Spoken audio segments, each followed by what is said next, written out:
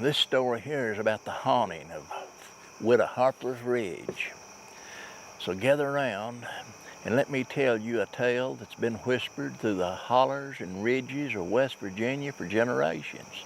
It's a story of love and loss, of sorrow and vengeance, and a ghost that haunts the misty hills to this very day. This is the legend of Widow Harper's Ridge, a place where the past lingers like a shadow, and the cries of a grieving mother still echoes through the trees. If you've got the nerve, listen close, but be warned, this story might just chill you to the bone. In the misty, rolling hills of West Virginia lies a place known as Widow Harper's Ridge. This area, shrouded in thick forest and steeped in local lore, has been a source of ghost stories and eerie encounters for generations.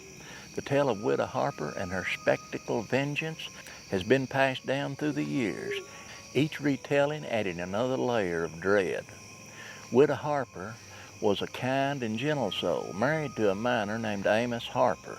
They lived in a small, humble cabin on the ridge, scraping by with what little Amos earned from the coal mines. They had a son, young Isaac, who was the light of Widow Harper's life. Her happiness was shattered when a cave-in at the mine claimed Amos's life, leaving her a grieving widow with a child to raise on her own.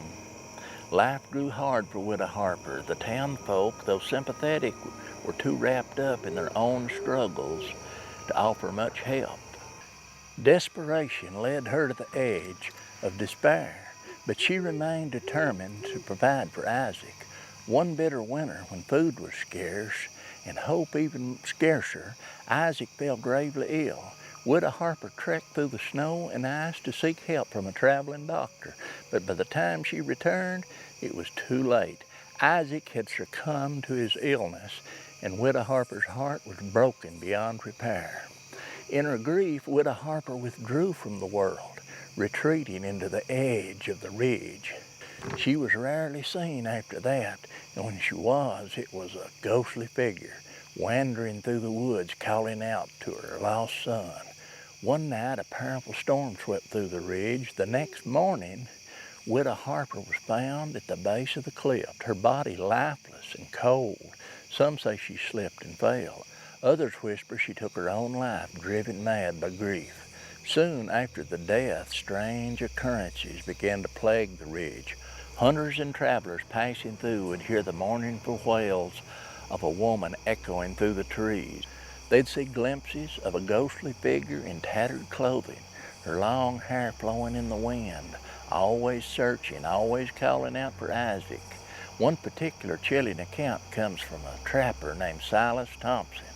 One autumn evening, as the sun dipped below the horizon, Silas was setting traps along the ridge.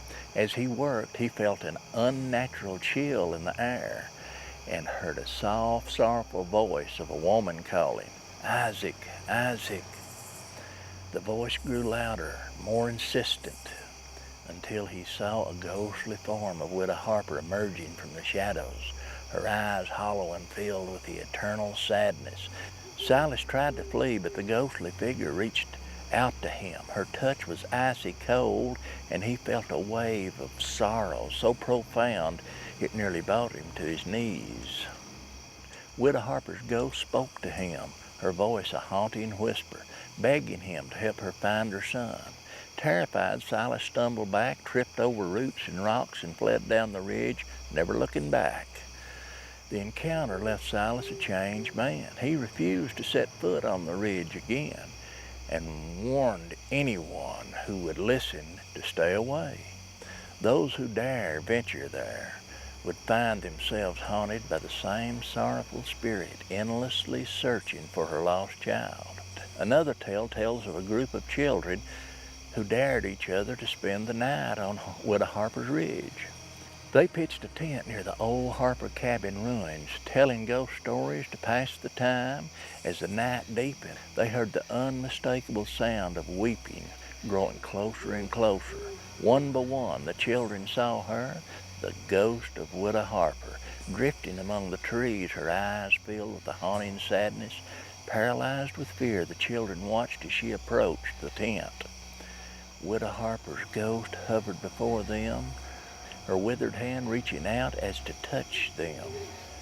Suddenly she vanished, leaving behind a chill in the air, a profound sense of sorrow that hung over the ridge like a fog. The children fled at first light, vowing never to return. Even now, the legend of Widow Harper's Ridge endures.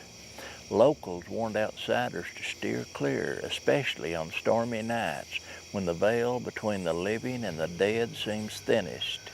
They say that Widow Harper's spirit will never rest until she is reunited with her lost son. And those who encounter her are forever marked by her grief. So if you find yourself near Widow Harper's Ridge, heed the warning and stay away, for in those misty hills, the sorrowful ghost of a grieving mother still roams, calling out for her child. And sometimes, late at night, when the wind howls through the trees and the moon casts eerie shadows on the forest floor, you might hear it too, a faint, heart-wrenching cry of, "Isaac, Isaac." Some say that if you hear her call, you must turn and leave immediately. But there are whispers of those who ignore the warning, who felt a cold hand on her shoulder and turned to find themselves face to face with Widow Harper. Their eyes glazed over with terror. They speak of a darkness that seeps into their souls, a sadness that lingers as if her grief had become part of them. And those who are truly unlucky, they say, vanish into the woods, never to be seen again. Their cries joining her in an eternal mournful wail. So beware, traveler, and take heed, for the ghost of Widow Harper's Ridge is not just a story, but a living nightmare waiting to claim its next victim. And so the tale of Widow Harper's Ridge comes to an end, or does it? For the echoes of her sorrow still resonate through the misty hills of West Virginia. So as you lay in the bed tonight, listen to the rustling leaves and the howling wind. Remember the legend of Widow Harper, and think twice before you dismiss this as mere folklore, for in the hearts of those ancient woods, the boundary between the living and dead is thin, and the past is never truly gone. So sleep well if you can, and pray that the mournful cry of Isaac, Isaac never reaches your ears.